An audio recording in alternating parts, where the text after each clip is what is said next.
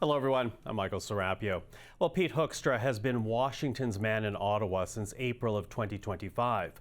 Appointed ambassador by Donald Trump, he is a close ally of the American president. Credited for delivering Michigan, which is a battleground state, to Trump in the 2024 U.S. presidential campaign.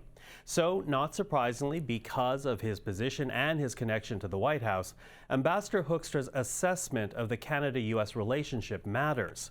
Now, recently, I had a chance to sit down with the ambassador, and together we discussed trade, the future of CUSMA, and that Ontario ad that ran on American airwaves during local and state elections in the U.S. Ambassador, thank you for taking the time. Hey, it's great to be here. Thanks for the invite. Listen, I was listening to the U.S. president over the weekend. He was on the red carpet for the Kennedy Center honors. And while on the red carpet, Donald Trump, was asked about Canada. And in describing Canada, he says he has a great relationship with Canada. He has a great relationship with the Prime Minister. So if that is how the U.S. president feels, why do you think we've not been able to make progress on the trade front? You got to get to a deal. Okay, you got to get to agreement. There's two sides to this. Okay, I think many of us believe on both sides of the negotiation table that we had a great meeting earlier this year between the president and the prime minister, but most importantly on October 7th, we had the press scrum come in, which everybody watches when the president and the prime minister meet. They fire questions at the president. Every once in a while, the prime minister is brought in because it's usually a far-ranging discussion with the media. On October 7th, we did that. Then we had a meeting with all of us in the Oval Office. Everybody left except for the Prime Minister and for the President. They had a private conversation for about 30 minutes, and then they joined the rest of us for lunch. And then the President asked the Prime Minister to talk about some of the things that the two of them had talked about oil and uranium, steel, aluminum, and the President felt very, very positive. Many of the members of the team voiced their support for what the Prime Minister was talking about. And, when lunch was done, it was kind of like, the Prime Minister looked at his team and said, not literally the exact words, but, okay, make this happen. And the President looked at his team and, hey, make it happen. And so everybody was upbeat moving forward. Then we got to, everybody seemed to think we were very, very close to making an announcement and a deal. And for some unforeseen and unpredicted activities, boom, it blows up. Okay, so unforeseen activities, what are you referencing there? Well, we're representing Canadian government ads, specifically targeting the President of the United States, specifically targeting his policies, using the words of a former Republican president that the Ronald Reagan Association, they're the keeper of the legacy of Ronald Reagan, said this ad misrepresents the comments that Ronald Reagan made about tariffs at that time. America's jobs and growth are at stake. It's unprecedented. America has never experienced a foreign government coming into America, targeting our president, his policies, during an election season, as negotiations were just about being finalized, and criticizing it. It's never happened. So how close was that deal to being achieved? Well, I mean, I think you don't have a deal until everything's settled, right? But I think, again, people on both sides, and I think there was also an article in the last couple of days from some folks in the steel industry who referenced where they thought the negotiations were as it was coming to a close, which seemed to indicate that it was steel was very close. And I think out of the four initial things that were being debated, steel might have been the hardest.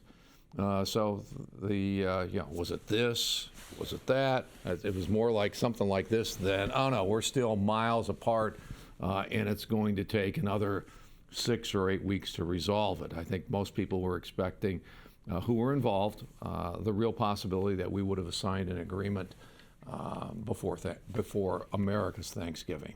Okay. I'm going to ask you to go back a little bit because I think there's a bit of a disconnect with the Canadians' understanding to the reaction to that ad. Because I know there is. I've experienced it firsthand. So why does I don't know if it's the White House, Donald Trump, or Americans in general took such offense to that ad? It's never happened before. Foreign governments do not come into the United States of America and run political ads during our election campaign season. If they want to do that, they are, as we've said, they are setting precedent. No one has ever tried this before. And it's not, people have said, Pete, why are you upset? It's kind of like, think about it, okay? The president mentions an election in Canada. And I think there have been reports that says Canadians weren't happy about that, okay? This is taking a comment by a political person, whether it's the president or the prime minister, but then the government making a conscious decision to take taxpayer money, significant, $75 million, and say, we're going to run on the World Series, we're going to run it on Fox News, we're going to run it on NFL Sunday football, and the intent is to influence it and divide the Republican Party, a specific political objective. There is also the distinction, though. That was a provincial ad. That was sponsored by the government of Ontario, not the government of Canada. The level at which is the United States is engaging in these discussions. Yeah, it was. We know that. Okay. But no distinction. When I was in Congress, and you'd like to think that everybody that is in your congressional district knows you, in America, it is, in my congressional district, and it's this way for every congressional district, about 50% of our constituents could not name who their congressperson was. They don't live and breathe politics each and every day like those of us who are involved in that business. Americans saw an ad that at the bottom of it says, paid for by maybe the province of Ontario or whatever, but it's very clear. This is an ad run by, coming from a government institution in Canada. So who had such a strong reaction to this ad? Was it the staff at the White House? Was it the president himself? Who reacted badly to it? I think the Canadians actually did a pretty good job. They got everybody mad, including the president of the United States. Did he say anything to you about the ad? I talked with the president about the ad, yes. And I talked to him. I think the ad started running on Thursday night. I had a discussion with the president on Saturday afternoon. So he reached out to you about this ad? I had a reason that I needed to communicate to the president. I texted the president, and he was in Asia, so we were about 12, 13 hours different in terms of time zones. I expected I might just receive a text, maybe a number of hours later. 15 minutes after I texted the president, my phone rang, and it's like, oh, hi, Mr. President, how are you? And then we had a discussion. At the end of the day, the Ontario government was fighting for its people and its workers. Is there any leeway for that motivation? I think people in the Canadian government were well aware that running, again, don't just discard. You're getting actively involved in campaign activities in the United States of America. As I said, we're in the middle of an election campaign. We're in the middle of waiting for a Supreme Court decision to make a decision on tariffs. I expect that whoever advertises that they're fighting for their interest. Okay, I mean, if I've run ads. Yes, if I spend $1 million on TV in my congressional race, yeah, I think I'm advocating for Pete Hoekstra and for people to vote for Pete Hoekstra. I'm assuming that the Ontario government is advocating, if they're spending Ontario taxpayer dollars, I'm assuming that they're going to be advocating for the interest of what they perceive to be the interest of their citizens. I don't know, but again, why does Ontario get a pass on this? You know, if you open up, which Ontario has now done, the Pandora's box of the U.S. welcoming foreign governments to come into our election campaign. Okay, are we saying for 2026, hey, China, come on in. We've got congressional elections, control of the Senate and control of the House. We welcome foreign governments to come in and do political advertising in the United States of America during our election season. You can see that because we welcomed Ontario to come in and, you know, to do that in 2025. No, that's not the message that America is sending out. American elections, they're about Americans making decisions influenced by campaign dollars that are generated under our legal system for advocating on behalf of Republicans, Democrats, Independents, Green Party, whatever party. But historically, we have not put into that list foreign governments. So how does this country work back from that then? How is it an apology from Doug Ford? Is it? I mean, I think the Prime Minister has been, the President and the Prime Minister met a few days ago at the FIFA draw. They've had, from my understanding, they've had other discussions via text and maybe some phone calls and those kinds of things. We're working back. I think America and Canada, we recognize we need an agreement. Again, my mandate, here in Canada is do everything that you can to help promote prosperity. And we believe that when we have prosperity in America, there will be prosperity in Canada. Do everything that you can to promote the strong military relationship that we've had for years. My parents were liberated by Canadian troops in the Netherlands, so that goes way back in our family on a personal basis. So do that, and then also to talk about law enforcement and the fentanyl crisis and those types of things. That's what we're working on, and we recognize that working in all three of those areas, the best way for America to move forward is to have a strong partnership with our friend to the north, Canada.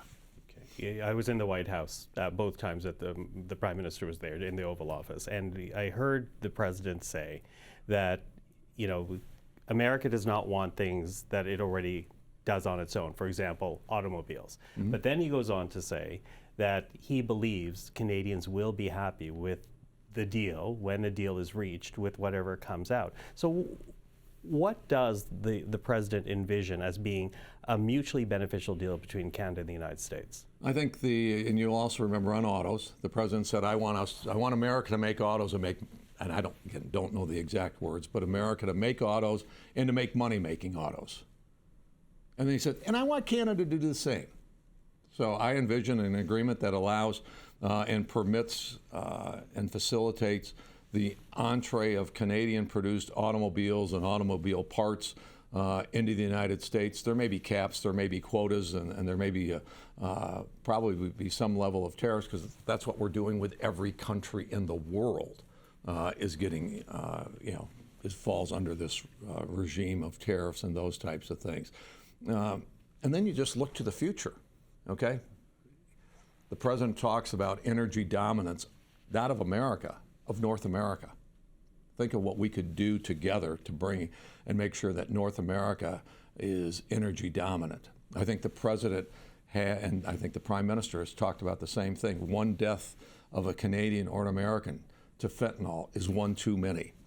So think about the cooperation and the lives that we can save, working together on fighting cartels, the importation of precursor materials that allow the production of these deadly materials, working together to protect the Arctic, to protect the North American continent, like we've done for years with NORAD. We've got, we're not trying this stuff for the first. These are things that we can move forward on. I met with some mayors this week from Canada. It was awesome, because what were they talking about? They all I guess there's an organization that has 200 communities in Canada and 200 communities in the U.S. who live on one of our most valuable commodities, fresh water.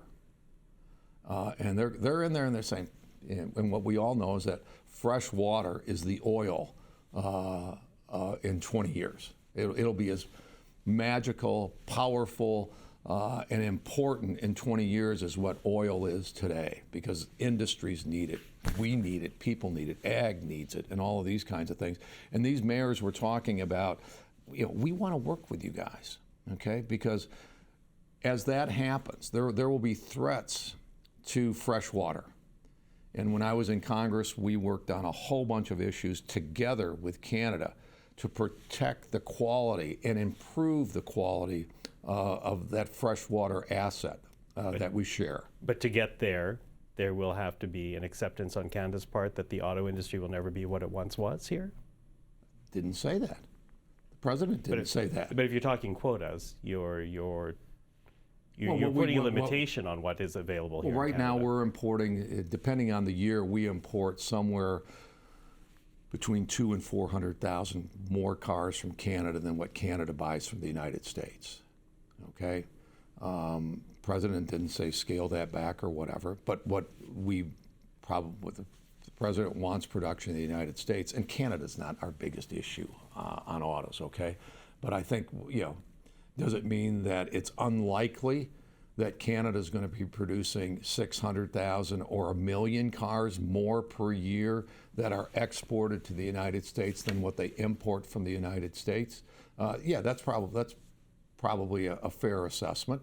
But again, it's a negotiation. And so, we may do one thing on autos, there may do something else on water, we may do something on energy, and it's the negotiators who actually put together the balance of, okay, hey, here's what it is to make sure that we get to a win-win. Because from our perspective, having a prosperous, a strong, and a safe Canada is much better than the alternative. These, people talk, well, you're going to drive us into the ground and all. That's not what we want. We want North America to be a strong neighborhood, a prosperous neighborhood. We've done that. We've demonstrated that for decades, and that continues to be the exact same direction that we want to move forward in.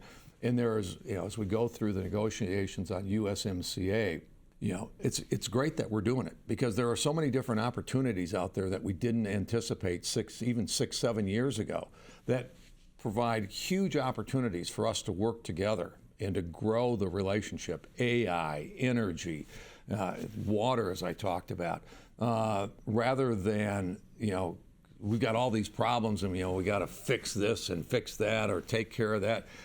This is an opportunity to structure that agreement to bring prosperity to Canada and America for the next 6 years, for the next 10 years. I have two quick questions to ask you because I'm losing time here, but okay. I have a lot more. But very quickly, though, come back. Any renegotiation, I would love that. Any renegotiation will involve tariffs, though. This idea of a tariff-free deal, as we had under NAFTA, as we had under the USMCA first version, that's now gone. The president, I think, has made it clear, and his team have made it clear there will be tariffs. And again, it doesn't happen in a vacuum, okay? Because what we've seen as Pete, and I've never embraced the term free trade, okay? It doesn't exist. Because, and what we've seen a tremendous development on a global basis is that as we've entered in free trade agreements, what do we see a rise of? Non-tariff trade barriers, okay? And so it's kind of like what trade has always been about negotiated trade agreements, and that's exactly what this will be. It will be another negotiated trade agreement. Okay. Now, the review begins next year. There's already been work. Started. Yes, Yep. I know the work has already begun, but in terms of the three Yep. amigos sitting down and talking about it, that's really more next year, to my understanding. Yep. Is there any hope of any type of sectoral relief, as there was in October, evolving before this deal is renegotiated? I think that having an interim agreement on the sectoral things would be a very positive thing for Canada and the United States. And I'm hopeful. I'm talking to the Prime Minister, his team, on a regular basis in terms of what my perspective is and how we can get this thing moving forward again. I'm also talking to the U.S. team. What needs to happen to get that to go? I think it would be helpful. These things are critical. If we would have fixed steel and aluminum, as we were so close to doing, guess what industry that would have impacted tremendously? Autos. There's a lot of steel and there's a lot of aluminum in automobiles, and we would have partially started to address some of the issues that we have with autos, but we weren't provided the opportunity. You talked about a strong North America and a prosperous Canada, but in my mind, that raises a question about the policy that came out last week from the United States regarding security, national security for the United States. Because in that policy, there is a line that reads that the United States must be preeminent. So where does Canada fit in that? If there is the preeminence of the United States, does that necessarily relegate Canada to a secondary role? Well, unless Canada wants to,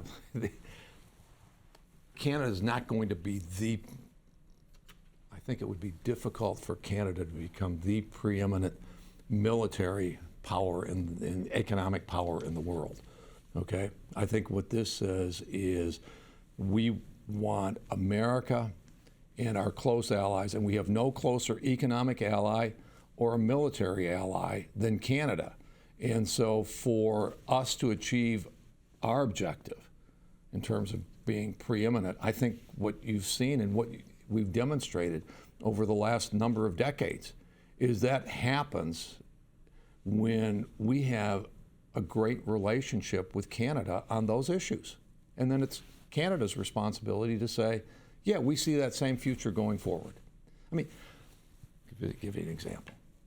Canadian defense contractors, okay, America preeminence, okay?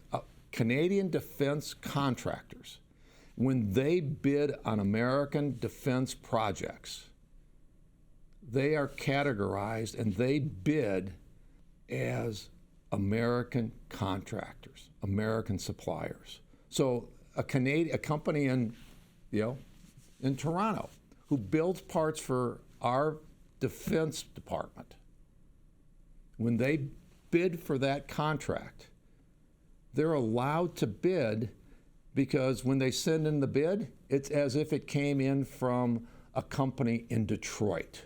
Okay? That's how close this relationship is. So when you use the word preeminence, that does not necessarily put Canada into a vassal state position? No, take a look at what we have been doing, okay? Canada has been treated, there is no other country in the world where their companies can compete for, those types of U.S. government projects and come in and say, we're competing as an American company. As a matter of fact, most of those companies are absolutely prohibited, okay, from competing because on a lot of those projects, they're identified as the companies who are bidding or the products that we're purchasing have to be identified as being made in America. So the defense stuff that you're sending to the U.S. is identified as being made in America to allow them to be sold to the United States government. We look forward to reciprocity. Okay. Listen, as I said, quickly running out of time, Yeah. but I do want to ask you because it has been a very tumultuous first few months of your tenure here in Canada. What message do you want Canadian leaders to take away? Because the negotiations are not yet done. Obviously, an ad from Ontario has became an issue south of the border. So what message do you want Canadian leaders to hear? The same message that we've been delivering for the 8 months that I've been here, and I think the American government and previous ambassadors have been delivering for years. Number one, we're open for business, but we want a booming business and economic relationship between the U.S. and Canada. I think 50% of the foreign direct investment coming into Canada comes from the United States of America. Canada is a great investor. I think they're the second largest foreign direct investor in the United States. So that tells us we are open for business. Canada's open for business, and one of our best trading partners, investment partners, is our neighbor. That message continues. We think that from a military standpoint, it's been a great NORAD has been around for decades and has helped secure North America from the threats that we faced. And we have new threats. We've got to protect the Arctic. We've got to protect against China. We'd really like to do that with Canada and use NORAD as the model for success. Maybe the third thing is in Fahrenheit, I think it's 80 degrees in Florida today. And it's probably a lot warmer in Phoenix than it is here. The Canadians are welcome. We would love, for those of you who have decided not to come to the United States or are considering it, we'd love to have you come or come back. The U.S. Ambassador to Canada, Pete Hoekstra. And next time, when there's more time, we will talk about the challenges of border crossings. I'm Michael Serapio. For everyone here at CPAC, thank you for watching. We'll see you on the next profile.